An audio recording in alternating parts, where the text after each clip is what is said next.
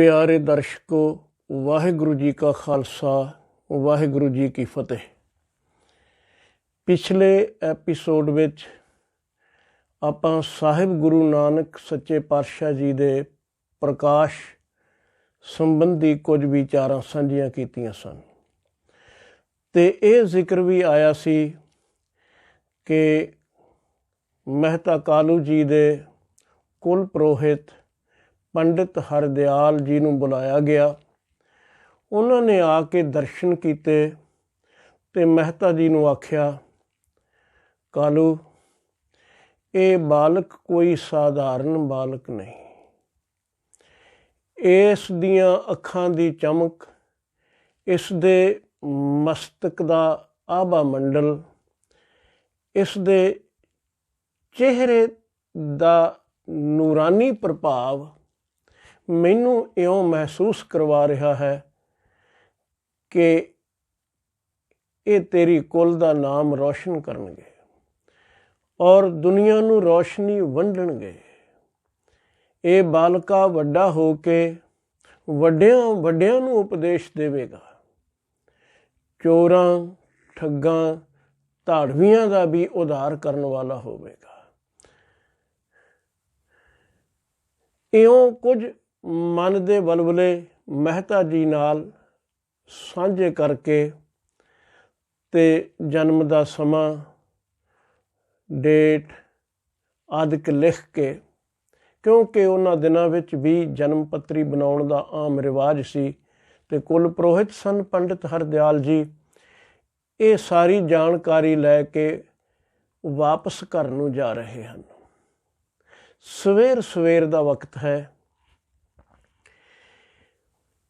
पंडित हरदयाल जी की उम्र ढल चुकी जवानी वाली है, बुढ़ापे वाल वध रहे कदम ने ते दाने लोग इउं कहिंदे हन, जे कोई बचपन विच ही समझ जाए तो अत सियाणा है, नहीं तो कोई जवानी विच ही सही पर जिंदगी दीयां रमज़ां नूं जान लवे तां भी सियाणा ही है। पर बुढ़ापे विच जाके भी कोई ना समझे ते उस जैसा मूर्ख कोई नहीं। ते आम तौर ते मनुख की हालत ऐसी है कि जवानी हसदियां बीत गई, खेडदियां बीत गई दुनिया के रंग तमाशियां विच, बचपन दियां खेडां विच गवा लिया सी ते बुढ़ापे विच जाके मोह विच होर ग्रसिया जांदा है ये मनुख।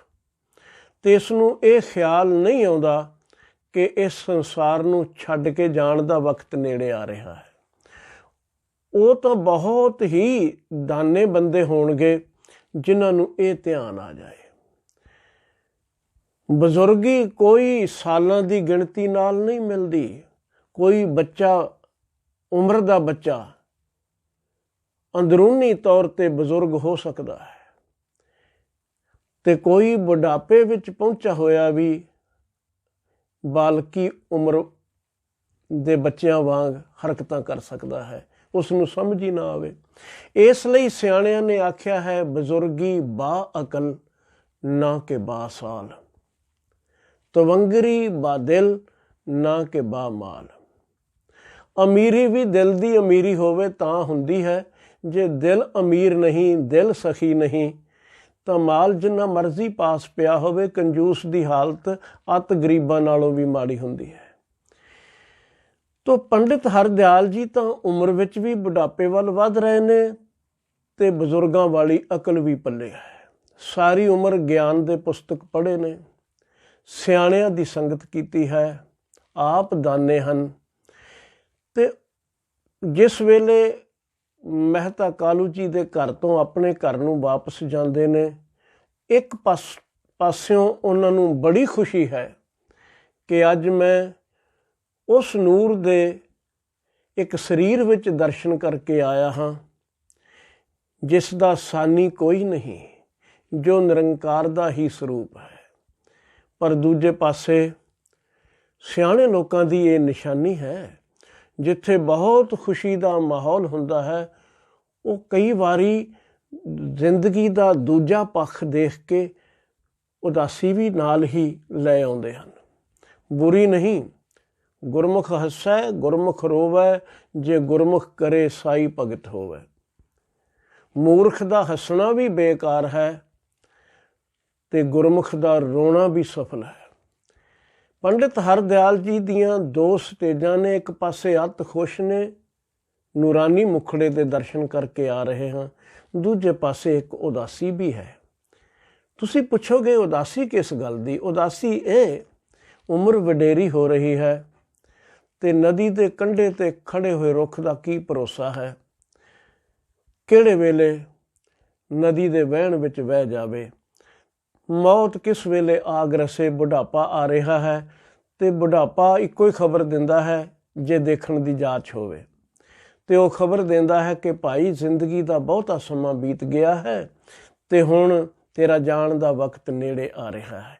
ਬਾਬਾ ਫਰੀਦ ਜੀ ਨੇ ਬੁਢਾਪੇ ਨੂੰ ਦੇਖਿਆ ਤੇ ਉਹਨਾਂ ਨੇ ਬਚਨ ਲਿਖੇ, ਦੇਖ ਫਰੀਦਾ ਜੇ ਥੀਆ ਦਾੜੀ ਹੋਈ ਭੂਰ, ਅੱਗੋਂ ਨੇੜਾ ਆਇਆ ਪਿੱਛਾ ਰਹਿਆ ਦੂਰ। ਐ ਫਰੀਦ ਦੇਖ ਜੋ ਵਾਪਰ ਗਿਆ ਹੈ, ਤੇਰੀ ਦਾੜੀ ਚਿੱਟੀ ਹੋ ਗਈ ਹੈ ਤੇ ਚਿੱਟੀ ਦਾੜੀ ਖਬਰ ਦਿੰਦੀ ਏ ਜ਼ਿੰਦਗੀ ਦੀ ਯਾਤਰਾ ਜਿੱਥੋਂ ਸ਼ੁਰੂ ਕੀਤੀ ਸੀ ਉਹ ਟਿਕਾਣਾ ਬਹੁਤ ਪਿੱਛੇ ਰਹਿ ਗਿਆ ਤੇ ਅਗਾਂਹ ਜਿੱਥੇ ਜਾ ਕੇ ਇਸ ਜ਼ਿੰਦਗੀ ਨੇ ਸਮਾਪਤ ਹੋ ਜਾਣਾ ਹੈ ਉਹ ਬਹੁਤ ਨੇੜੇ ਹੈ। ਹੁਣ ਸਾਵਧਾਨ ਹੋ ਜਾ। ਜੋ ਬੁਢਾਪੇ ਵਿੱਚ ਵੀ ਸਾਵਧਾਨ ਨਾ ਹੋ ਜਾਏ ਉਹ ਅਤ ਮੂਰਖ, ਜੋ ਬਚਪਨ ਵਿੱਚ ਸਾਵਧਾਨ ਹੋ ਜਾਏ ਉਹ ਅਤ ਸਿਆਣਾ।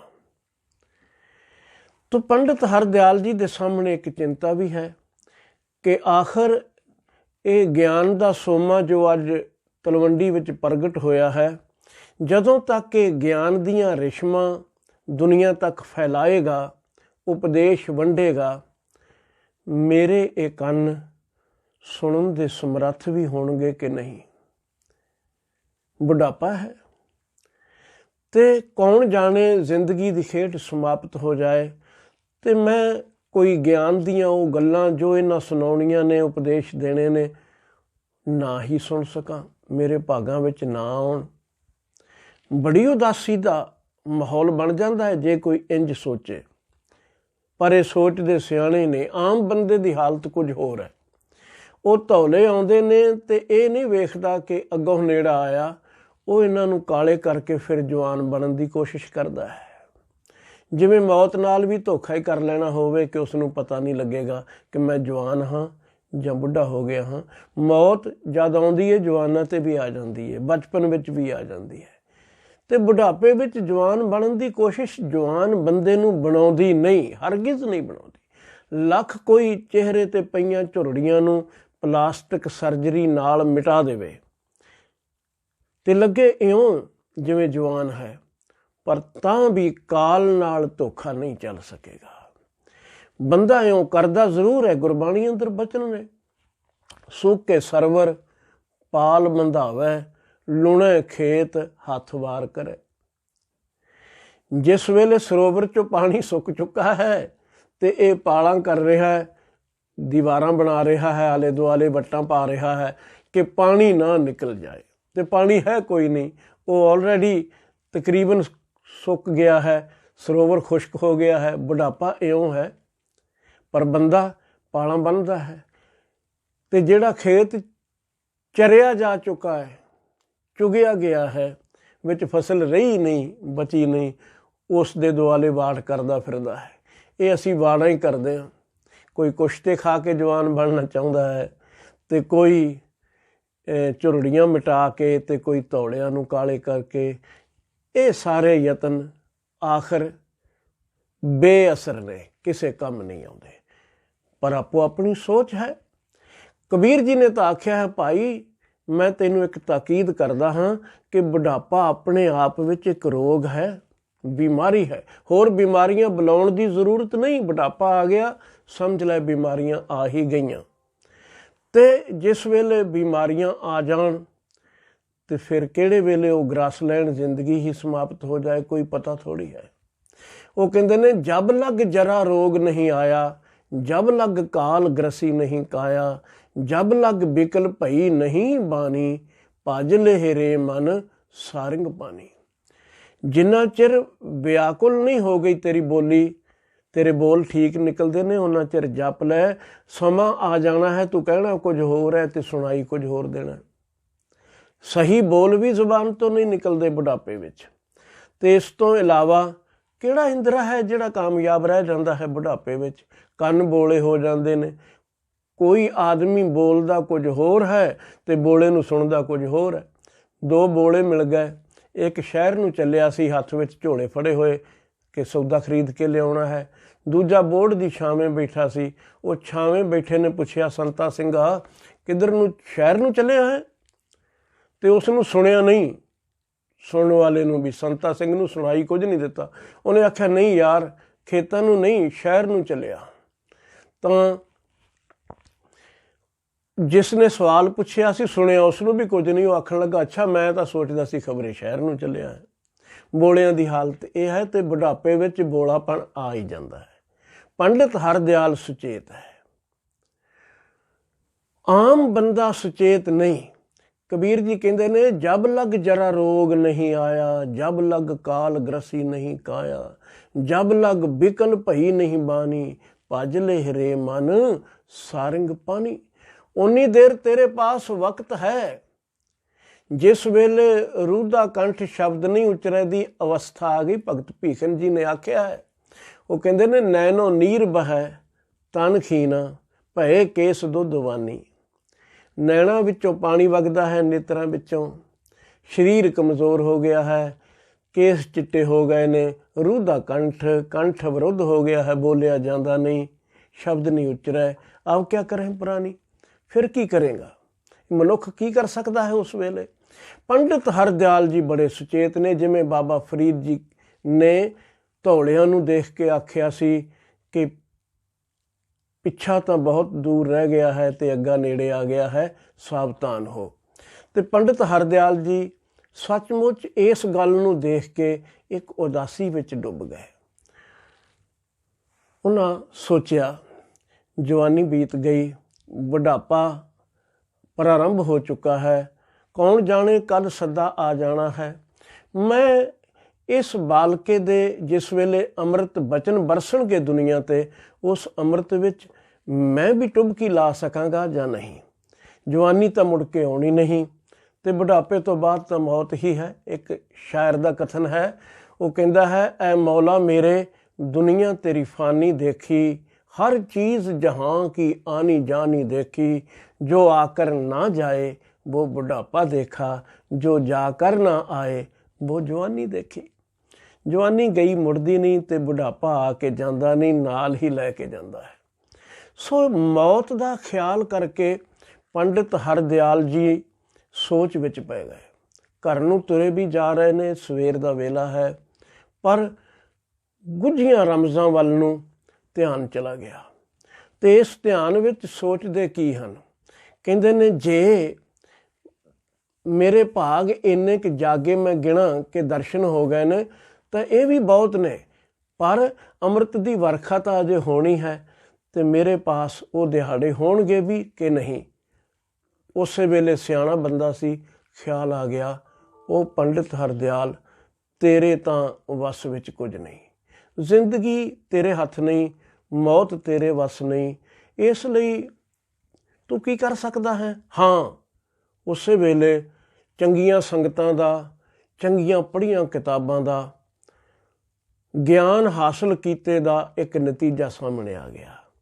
ਸੁਰਤ ਚਲੇ ਗਈ, ਜਿਸ ਮਾਲਕ ਨੇ ਇੰਨੀ ਜ਼ਿੰਦਗੀ ਦਿੱਤੀ ਹੈ ਕਿਉਂ ਨਾ ਉਸੇ ਅੱਗੇ ਅਰਦਾਸ ਕਰਾਂ, हे ਪ੍ਰਭੂ ਮੇਰੇ ਉੱਪਰ ਇੱਕ ਕਿਰਪਾ ਜ਼ਰੂਰ ਕਰ ਦੇਵੀਂ ਕਿ ਜਿਸ ਵੇਲੇ ਇਹ ਬਾਲਕਾ ਜਵਾਨੀ ਵੱਲ ਨੂੰ ਵੱਧਦਾ ਹੋਇਆ ਬੋਲਣ ਲੱਗ ਪਏਗਾ ਨਾ, ਤੇ ਇਸ ਦੇ ਅੰਮ੍ਰਿਤ ਬਚਨ ਮੁਖਾਰ ਬਿੰਦ ਤੋਂ ਨਿਕਲਣਗੇ, ਉਹ ਗਿਆਨ ਦੀਆਂ ਫੁਹਾਰਾਂ ਵਿੱਚ ਮੈਂ ਵੀ ਇਸ਼ਨਾਨ ਕਰ ਸਕਾਂ।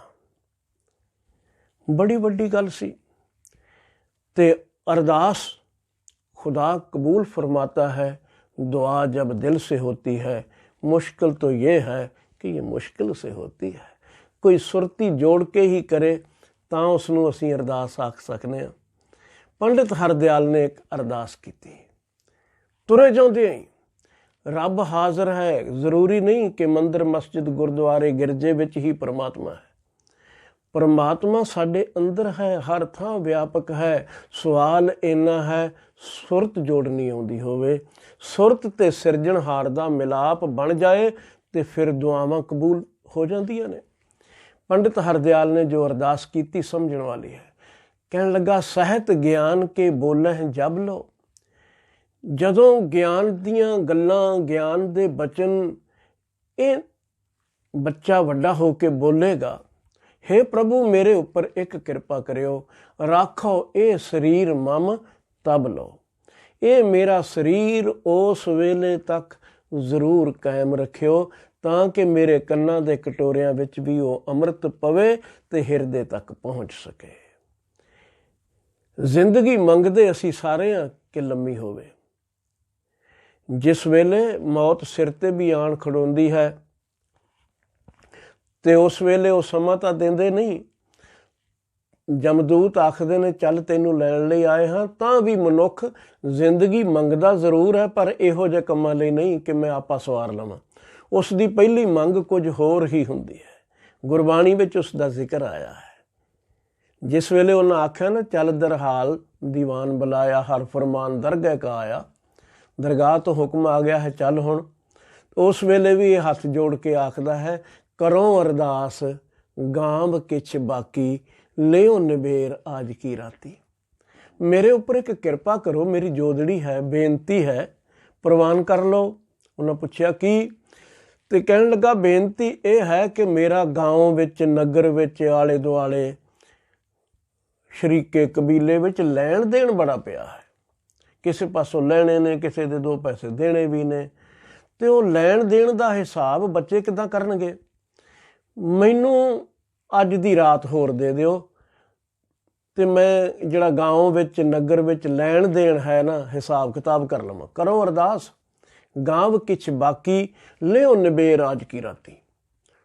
ਤੇ ਮੈਂ ਜਲਦੀ ਨਾਲ ਅੱਜ ਰਾਤ ਨਿਬੇੜ ਦੇਵਾਂਗਾ, ਇੱਕ ਦਿਨ ਦੇ ਦਿਓ। ਕਿਛ ਵੀ ਖਰਚ ਤੁਮਾਰਾ ਸਾਰੋਂ, ਸੋਭਾ ਨਿਵਾਜ ਸਰਾਏ ਗੁਜ਼ਾਰੋ। ਇਹ ਜਗਤ ਦੀ ਸਰਾਂ ਵਿੱਚ ਮੈਂ ਸਵੇਰ ਦੀ ਨਮਾਜ਼ ਅਦਾ ਕਰ ਲਵਾਂ ਤੇ ਥੋੜ੍ਹਾ ਬਹੁਤਾ ਖਰਚ ਤੁਹਾਡਾ ਵੀ ਪੱਲੇ ਬੰਨ੍ਹ ਲਊਂਗਾ ਤੇ ਫਿਰ ਮੈਨੂੰ ਲੈ ਜਾਇਓ। ਪਰ ਖਰਚ ਬੰਨਣ ਦੀ ਗੱਲ ਐਂਡ ਤੇ ਆਈ ਹੈ, ਅਖੀਰ ਵਿੱਚ। ਪਹਿਲੀ ਪ੍ਰੈਫਰੈਂਸ ਨਹੀਂ। ਪਹਿਲੀ ਪ੍ਰੈਫਰੈਂਸ ਇਹ ਹੈ ਕਿ ਜੋ ਲੈਣ ਦੇਣ ਦੁਨੀਆ ਦਾ ਹੈ ਉਹ ਕਰ ਲਵਾਂ, ਜਿਵੇਂ ਨਾਲ ਹੀ ਲੈ ਜਾਣਾ ਹੋਵੇ। ਪਰ ਜਿਸ ਵੇਲੇ ਮੌਤ ਆਣ ਘੇਰਦੀ ਹੈ, ਇੱਕ ਰੱਤੀ ਪਰ ਸਮਾਂ ਨਹੀਂ ਦਿੰਦੀ। ਬਾਣੀ ਆਖਦੀ ਹੈ, ਇੱਕ ਰੱਤੀ ਬਿਲਮ ਨਾ ਦੇਵਨੀ ਬਣ ਜਾ ਰਿਹਾ ਮਿੱਤਰਾ, ਉਨੀ ਤਕੜੇ ਪਾਏ ਹੱਥ। ਬੜੇ ਮਜ਼ਬੂਤ ਹੱਥ ਜਮਦੂਤ ਪਾਉਂਦੇ ਨੇ, ਫਿਰ ਇੱਕ ਰੱਤੀ ਭਰ ਦਾ ਸਮਾਂ ਵੀ ਨਹੀਂ ਮਿਲਦਾ। ਤੇ ਪੰਡਿਤ ਹਰਦਿਆਲ ਇਹ ਜਾਣਦਾ ਹੈ।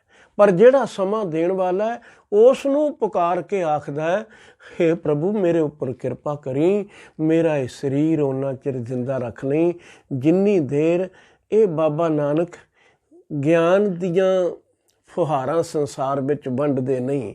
ਉਹ ਅੰਮ੍ਰਿਤ ਮੇਰੇ ਕੰਨਾਂ ਵਿੱਚ ਵੀ ਘੁਲ ਜਾਏ, ਮੇਰੀ ਜ਼ਿੰਦਗੀ ਵਿੱਚ ਵੀ ਵਸ ਜਾਏ, ਇਸ ਲਈ ਜ਼ਿੰਦਗੀ ਮੰਗ ਰਿਹਾ। ਤੇ ਜਦੋਂ ਦਿਲ ਚੋਂ ਕੀਤੀ ਅਰਦਾਸ, ਪ੍ਰਭੂ ਦੇ ਦਰ ਤੇ ਇਹ ਪ੍ਰਵਾਨ ਵੀ ਚੜੀ। ਪੰਡਿਤ ਹਰਦਿਆਲ ਜੀ ਨੇ ਉਹ ਗਿਆਨ ਦੇ ਬਚਨ ਬਾਬੇ ਨਾਨਕ ਦੇ ਸਾਹਮਣੇ ਬੈਠ ਕੇ ਸੁਣੇ। ਕੁਲ ਪੁਰੋਹਿਤ ਦੀ ਰੀਤ ਪੂਰੀ ਕਰਨ ਲਈ ਮਹਿਤਾ ਕਾਲੂ ਜੀ ਦੇ ਬੁਲਾਉਣ ਤੇ ਆਏ ਜਨੇਊ ਪਹਿਨਾਉਣ। ਜਿਸ ਵੇਲੇ ਬਾਬੇ ਨੇ ਪੰਡਿਤ ਹਰਦਿਆਲ ਨੂੰ ਸਾਹਮਣੇ ਬੈਠੇ ਨੂੰ ਆਖਿਆ, ਪੰਡਿਤ ਜੀ ਦਇਆ ਕਪਾ, ਸੰਤੋਖ ਸੂਤ, ਜਤ ਗੰਢੀ, ਸਤ ਵਟ, ਇਹ ਜਨੇਊ ਜੀ ਕਾ ਹੈ ਤਪਾਂਡੇ ਕਤ। ਇਸ ਤਰ੍ਹਾਂ ਦਾ ਜਨੇਊ ਤੇਰੇ ਪਾਸ ਹੈ ਤਾਂ ਮੇਰੇ ਪਹਿਨਾ ਦੇ। ਸਿੱਧੀਆਂ ਗੱਲਾਂ ਸਨ ਪੰਡਿਤ ਹਰਦਿਆਲ ਜੀ ਦੇ ਨਾਲ।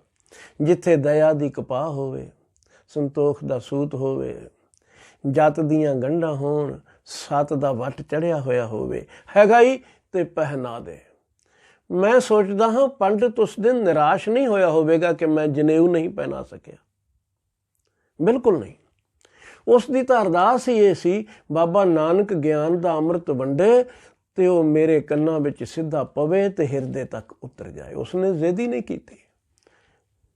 ਬਚਨ ਮੰਨ ਲੈ। ਮਹਿਤਾ ਕਲਿਆਣ ਰਾਏ ਜੀ ਨੂੰ ਵੀ ਕਹਿ ਦਿੱਤਾ, ਕਾਲੂ ਤੇਰਾ ਬੇਟਾ ਬਹੁਤ ਉੱਪਰ ਦੀਆਂ ਗੱਲਾਂ ਕਰਦਾ ਹੈ, ਬਹੁਤ ਉੱਪਰ ਦੀਆਂ ਗੱਲਾਂ ਕਰਦਾ ਹੈ। ਮੇਰੀ ਪਹੁੰਚ ਉੱਥੇ ਤੱਕ ਨਹੀਂ ਸੀ, ਪਰ ਮੈਂ ਇਸ ਦੇ ਇੱਕ ਵੀ ਬਚਨ ਨੂੰ ਝੂਠਾ ਨਹੀਂ ਸਾਬਤ ਕਰ ਸਕਦਾ। ਪੰਡਿਤ ਹਰਦਿਆਲ ਜੀ ਜਨਮ ਵੇਲੇ ਵੀ ਕਹਿ ਕੇ ਆਏ ਸਨ, ਮਹਿਤਾ ਕਾਲੂ ਤੇਰੇ ਘਰ ਤੇ ਛਤਰ ਝੁੱਲਣਗੇ, ਇਹ ਬਾਲਕਾ ਕੋਈ ਆਮ ਨਹੀਂ, ਰੱਬੀ ਰੂਪ ਹੈ। ਤੇ ਜਿਸ ਵੇਲੇ 5 ਸਾਲ ਦੀ ਉਮਰ ਵਿੱਚ ਬਾਬਾ ਨਾਨਕ ਜੀ ਘਰ ਦੇ ਬਰਤਨ ਵੀ ਗਰੀਬਾਂ ਭੁੱਖਿਆਂ ਨੂੰ ਦੇ ਆਏ ਕਿ ਸਾਡੇ ਘਰ ਤਾਂ ਹੋਰ ਆ ਜਾਣਗੇ, ਤੁਸੀਂ ਆਪਣਾ ਕੰਮ ਚਲਾਓ, ਤਾਂ ਮਹਿਤਾ ਕਲਿਆਣ ਰਾਏ ਜੀ ਬੜੇ ਨਾਰਾਜ਼ ਹੋਏ। ਪਟਵਾਰੀ ਸਨ, ਬੜੇ ਲੇਖਾ ਜੋਖਾ ਰੱਖਣ ਵਾਲੇ ਸਨ। ਮਨ ਵਿੱਚ ਖਿਆਲ ਆਇਆ, ਪੰਡਿਤ ਹਰਦਿਆਲ ਮੈਨੂੰ ਆਖ ਗਿਆ ਐਵੇਂ ਹੀ ਕਿ ਇਹ ਬਾਲਕਾ ਤਾਂ ਕੁੱਲ ਨੂੰ 4 ਚੰਨ ਲਾ ਦੇਗਾ, ਇੱਥੇ ਲਹਿਰਾਂ ਬਹਿਰਾਂ ਹੋਣਗੀਆਂ, ਇੱਥੇ ਛਤਰ ਝੁੱਲਣਗੇ, ਮੈਂ ਉਸ ਨੂੰ ਇੱਕ ਵਾਰੀ ਜਾ ਕੇ ਪੁੱਛਾਂ ਤਾਂ ਸਹੀ। ਤੇ ਪੰਡਿਤ ਹਰਦਿਆਲ ਜੀ ਦੇ ਪਾਸ ਜਾ ਕੇ ਮਹਿਤਾ ਜੀ ਨੇ ਆਖਿਆ ਸੀ, ਤਿਹ ਕੇ ਲੱਛਣ ਤੇ ਮੈਂ ਜਾਣੀ, ਧਨ ਹਾਨੀ ਹੋਏ ਮਨ ਅਨੁਮਾਨੀ।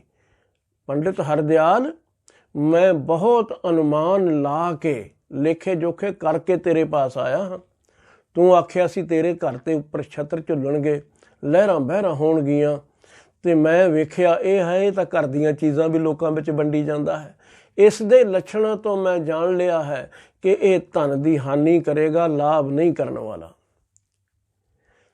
ਤੇ ਫਿਰ ਤੂੰ ਆਖਦਾ ਸੀ ਛਤਰ ਝੁੱਲਣਗੇ, ਭਲੋ ਛਤਰ ਮੁੱਢ ਧਾਮ ਫਿਰਾਇਓ।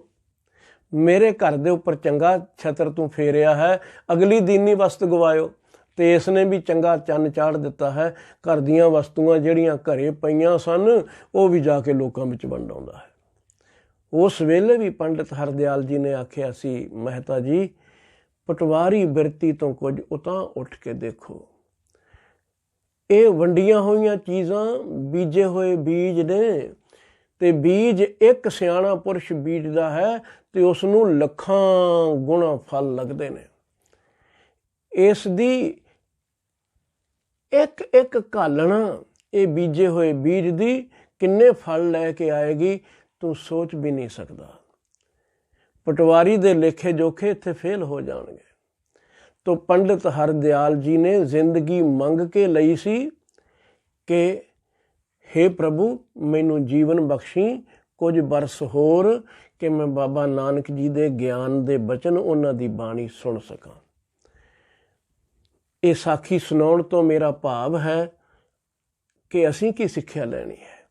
ਅੱਜ ਬਾਬਾ ਨਾਨਕ ਜੀ ਦੇ ਬਚਨ ਸਾਡੇ ਪਾਸ ਨੇ, ਸ੍ਰੀ ਗੁਰੂ ਗ੍ਰੰਥ ਸਾਹਿਬ ਜੀ ਅੰਦਰੋਂ ਬਾਬਾ ਨਾਨਕ ਬੋਲਦਾ ਹੈ,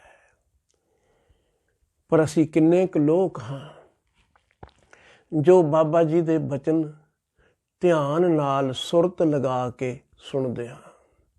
ਜੇ ਸੁਰਤ ਲਾ ਕੇ ਕੋਈ ਗੱਲ ਵੀ ਨਾ ਸੁਣੀ ਜਾਵੇ ਉਹ ਵੀ ਹਿਰਦੇ ਤੱਕ ਨਹੀਂ ਪਹੁੰਚਦੀ। ਕਈ ਵਾਰੀ ਅਸੀਂ ਵੇਖਦੇ ਹਾਂ ਇਹ ਆਖਣਾ ਪੈਂਦਾ, ਮਿੱਤਰਾ ਦੁਬਾਰਾ ਬੋਲੀ, ਮੇਰਾ ਧਿਆਨ ਕਿਤੇ ਹੋਰ ਚਲਾ ਗਿਆ ਸੀ, ਮੈਂ ਸਮਝ ਨਹੀਂ ਸਕਿਆ। ਪਰ ਸਤਿਗੁਰੂ ਦੇ ਬਚਨ ਕੀ ਨਿਤਨੇਮ ਸੁਰਤ ਨਾਲ ਕਰਦੇ ਹਾਂ, ਪੜ੍ਹਦੇ ਹਾਂ। ਸੁਣਨ ਵੇਲੇ ਸਾਡੇ ਅੰਦਰ ਟਿਕਾ ਹੁੰਦਾ ਹੈ ਕਿ ਗੁਰੂ ਕੀ ਬਾਣੀ ਸਾਡੇ ਅੰਦਰ ਉਤਰ ਜਾਏ, ਧੁਰ ਤੱਕ ਵਸ ਜਾਏ। ਚਾਹੇ ਸੁਣੀਏ, ਚਾਹੇ ਪੜ੍ਹੀਏ, ਚਾਹੇ ਗਾਵੀਏ, ਕੀਰਤਨ ਕਰੀਏ, ਮੁਬਾਰਕ ਹੈ, ਪਰ ਉਸ ਕੀਰਤਨ ਦੇ ਵਿੱਚ ਸੁਰਤ ਜੁੜੀ ਹੋਣੀ ਜ਼ਰੂਰੀ ਹੈ। ਇਸ ਲਈ ਗੁਰੂ ਅਰਜਨ ਸਾਹਿਬ ਜੀ ਨੇ ਆਖਿਆ ਸੀ, ਮੈਂ ਕੀਰਤਨ ਸੁਣਨਾ ਚਾਹੁੰਦਾ। ਕਿਹੜਾ ਸਥਾਨ ਹੈ ਜਿੱਥੇ ਕੀਰਤਨ ਹੋਵੇਗਾ? ਤਾਂ ਨਾਲ ਬੈਠੇ ਸਾਰਿਆਂ ਨੇ ਆਖਿਆ, ਜੀ ਹਰ ਤੀਰਥ ਸਥਾਨ ਤੇ ਕੀਰਤਨ ਤਾਂ ਹੁੰਦਾ ਹੈ। ਬਾਬਾ ਜੀ ਨੇ ਆਖਿਆ, ਨਹੀਂ ਨਹੀਂ, ਮੈਂ ਤੀਰਥ ਤੇ ਜਾਂਦਾ ਹਾਂ ਤਾਂ 2 ਤਰ੍ਹਾਂ ਦੇ ਲੋਕ ਮੈਨੂੰ ਦਿਖਾਈ ਦਿੰਦੇ ਨੇ। ਜਿਨ੍ਹਾਂ ਪਾਸ ਪ੍ਰਬੰਧ ਹੈ ਹੰਕਾਰ ਦੇ ਭਰੇ ਪਏ ਨੇ, ਜਿਨ੍ਹਾਂ ਨੇ ਪ੍ਰਚਾਰ ਕਰਨਾ ਹੈ, ਕੀਰਤਨ ਸੁਣਾਉਣਾ ਹੈ, ਉਹਨਾਂ ਅੰਦਰ ਲਾਲਚ ਭਰਿਆ ਪਿਆ ਹੈ। ਪ੍ਰਬੰਧਕ ਹੰਕਾਰੀ ਨਾ ਹੋਵੇ ਤੇ ਹਰ ਕੀਆਂ ਕਥਾ ਕਹਾਣੀਆਂ ਗਾਉਣ ਤੇ ਸੁਣਾਉਣ ਵਾਲਾ ਲੋਭੀ ਨਾ ਹੋਵੇ ਤਾਂ ਸਮਝ ਲਓ ਰੱਬ ਦੇ ਬੜਾ ਨੇੜੇ ਹੈ।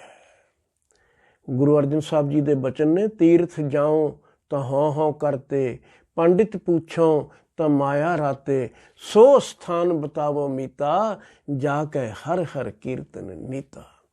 ਜਿੱਥੇ ਹਰੀ ਦਾ ਕੀਰਤਨ ਹੈ ਅਸੀਂ ਵੇਖਣਾ ਹੈ, ਅਸੀਂ ਬਚਨ ਪੜ੍ਹਦੇ ਸੁਣਦੇ, ਕੀਰਤਨ ਕਰਦੇ ਜਾਂ ਸੁਣਦੇ, ਕਥਾ ਵਾਰਤਾ ਵਿਚਾਰਾਂ ਕਰਦੇ ਸੁਣਾਉਂਦੇ ਜਾਂ ਸੁਣਦੇ, ਸਾਡੀ ਸੁਰਤ ਕਿੱਥੇ ਹੈ। ਪ੍ਰਮਾਤਮਾ ਕਿਰਪਾ ਕਰੇ ਸਾਡੀ ਸੁਰਤ ਗੁਰੂ ਕੇ ਬਚਨਾਂ ਨਾਲ ਇੱਕ ਹੋ ਜਾਏ, ਬਚਨ ਵਸ ਜਾਣ ਸੁਰਤ ਵਿੱਚ, ਤਾਂ ਫਿਰ ਸਰੀਰ ਦੀਆਂ ਹਰਕਤਾਂ ਵੀ ਬਦਲ ਜਾਣਗੀਆਂ। ਸੁਰਤ ਦੇ ਮੁਤਾਬਕ ਸਰੀਰ ਨੇ ਚੱਲਣਾ ਹੈ ਤੇ ਗਾਂ ਪ੍ਰਲੋਕ ਵੀ ਸਵਰ ਜਾਏਗਾ। ਲੋਕ ਤਾਂ ਸਵਰਨਾ ਹੀ ਹੈ। ਆਪਣੇ ਆਪਣੇ ਵੱਲ ਝਾਤ ਮਾਰਨ ਦੀ ਜ਼ਰੂਰਤ ਹੈ ਕਿ ਪੰਡਿਤ ਹਰਦਿਆਲ ਜੀ ਅਰਦਾਸਾਂ ਕਰਦੇ ਨੇ, ਕੁਝ ਬਰਸ ਜ਼ਿੰਦਗੀ ਦੇ ਕੁਝ ਸਾਲ ਮੈਨੂੰ ਹੋਰ ਮਿਲ ਜਾਣ, ਮੈਂ ਬਾਬੇ ਨਾਨਕ ਦੇ ਬਚਨ ਸੁਣ ਸਕਾਂ। ਸਾਡੇ ਪਾਸ ਬਚਨ ਮੌਜੂਦ ਨੇ, ਕੀ ਅਸੀਂ ਉਹਨਾਂ ਬਚਨਾਂ ਦਾ ਲਾਹਾ ਲੈ ਰਹੇ ਹਾਂ ਜਾਂ ਨਹੀਂ। ਇਹ ਆਪਣੇ ਵੱਲ ਝਾਤ ਮਾਰਨ ਦੀ ਲੋੜ ਹੈ।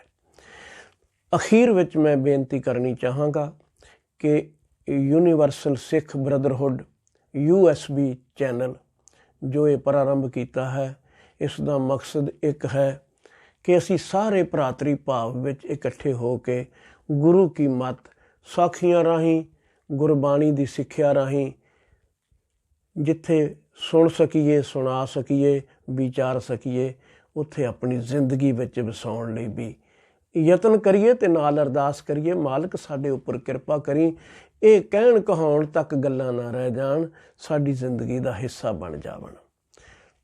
ਸੋ ਆਪ ਜੀ ਜਿੱਥੇ ਸੁਣਦੇ ਹੋ ਉੱਥੇ ਮੈਂ ਬੇਨਤੀ ਕਰਦਾ ਹਾਂ ਕਿ ਹਰ ਸਿੱਖ ਨੂੰ ਪ੍ਰਚਾਰਕ ਬਣਾਇਆ ਹੈ। ਤੁਸੀਂ ਇਸ ਨੂੰ ਸ਼ੇਅਰ ਜ਼ਰੂਰ ਕਰੋ, ਹਰ ਵੀਡੀਓ ਨੂੰ, ਜਿੰਨਾ ਤੁਹਾਡਾ ਸਰਕਲ ਹੈ ਉਸ ਵਿੱਚ। ਗਰੁੱਪ ਬਣਾਏ ਨੇ ਤਾਂ ਵੀ, ਪਰਸਨਲ ਤੌਰ 'ਤੇ ਨੰਬਰ ਹਨ ਤਾਂ ਵੀ ਸ਼ੇਅਰ ਕਰੋ ਅਤੇ ਹਰ ਇੱਕ ਨੂੰ ਪਰਸਨਲੀ ਰਿਕੁਐਸਟ ਲਿਖ ਕੇ ਭੇਜੋ।